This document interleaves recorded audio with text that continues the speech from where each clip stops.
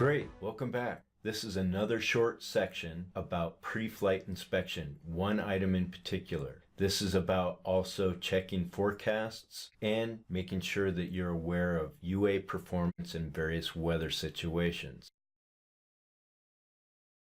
This learning module and all its sessions are about how weather impacts UA performance. So you've got a plan for the safety of the operation.